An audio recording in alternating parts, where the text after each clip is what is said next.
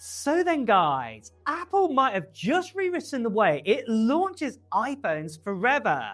Instead of one big September event with every model landing at the same time, new reports suggest Apple could actually split the lineup in two, pushing its most premium devices first and delaying, say, the standard iPhone 18 until 2027.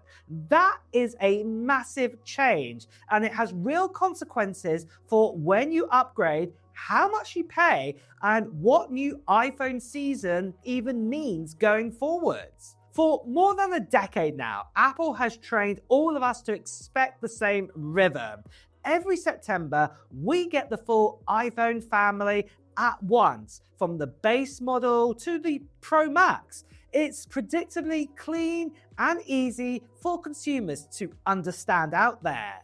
Now, according to a report from Nikkei Asia that was picked up by Reuters, Apple is considering a very different approach for 2026. The idea is to prioritize three high-end models, which include the first foldable iPhone, with pushing their regular iPhone 18 into the first half of 2027. That means Apple could effectively have two iPhone launch seasons in a single cycle instead of one.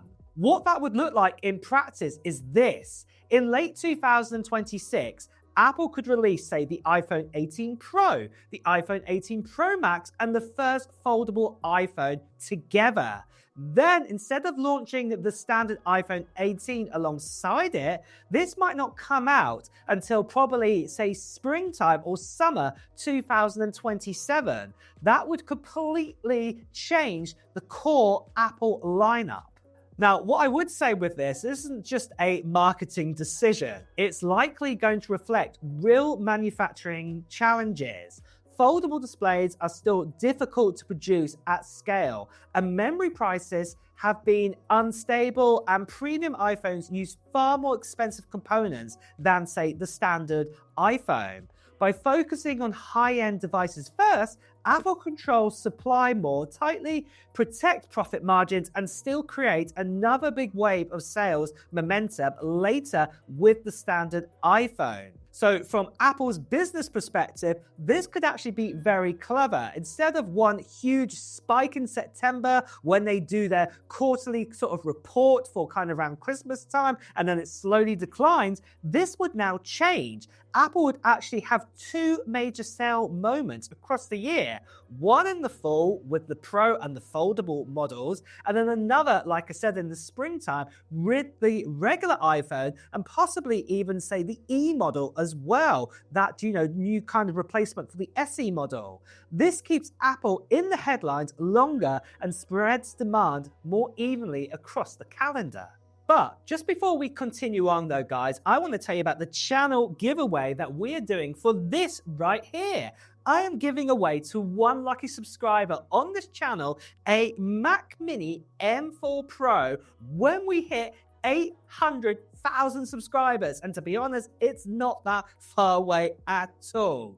And you can enter into this giveaway right now. There's just a few steps that you need to do. The first thing you must do is make sure that obviously you are a subscriber. And the other thing I encourage you to do is make sure that you actually share this video with your friends and family. Make sure they become subscribers too, because obviously the quicker we get to 800,000 subscribers, the quicker I can give away this Mac Mini to one lucky subscriber on this international giveaway. Now, the other thing that you guys need to do is make sure that you put down in the comments below of what technology gear you're also hoping to get in 2026. Put it down into the comments below right now. And then the other thing as well is, like I said, make sure you subscribe to this channel and get your friends and families to do that, because when we get to 800,000 subscribers, I'll be making a video on this channel giving you details about the live stream I'll be doing to give away this Mac Mini. And there will be a form to fill in too. So yeah, make sure that you look out for that too, because obviously, yeah, it'll be giving you all the details. But the last thing I just want to quickly say to you guys is, sadly, there are still lots of scammers and spammers out there. People still impersonating me, sending to WhatsApp, Telegram, Instagram direct message. Please do ignore these people. Better see right here. Please do report them. So, what does this mean then for you though as a buyer? Well, if you're someone who's always wants the best camera, the fastest chip, or you're excited for the new iPhone Fold, then the late 2026 release time is going to be great for you guys. But if you are wanting to actually get, say, a standard iPhone and care more about pricing and also maybe get that kind of like, iPhone sort of 18e by that time, well, you're going to have to wait out a little bit more longer than usual, potentially an extra 6 months compared to previous years, especially for the standard iPhone 18. The iPhone Fold is the real wild card in this one for this year. We've heard rumors about it for years now, and now for multiple reports suggesting that Apple is generally preparing it for late 2026. If this does happen, I'm going to say this is probably going to be one of the most talked about Apple iPhones that's ever been made. Not just an upgrade, but an entirely new category of a device. That may also explain why Apple is willing to delay the standard model of the iPhone 18 because it wants the spotlight on its innovation rather than its cheaper iPhones first. And of course, with Christmas coming up soon after that, that kind of makes a lot of sense, in Apple's kind of marketing eyes. But the big question is whether this becomes the new normal. If Apple sees strong results from a split launch, we might never return to a single September release again. Instead, we could have the premium devices in the fall of a year and the standard models always coming every springtime, every year now. So right now, I think the best thing I would say and the key takeaway is simple.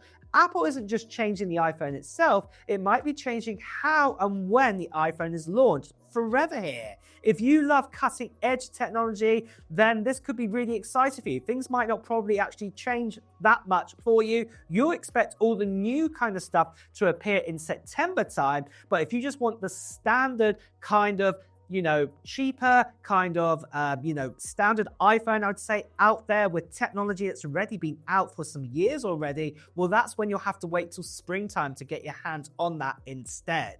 But really, guys, that is the big change that is going to happen here. It seems like Apple are doing kind of a premium release and kind of a standard release. They're going to split them in two here.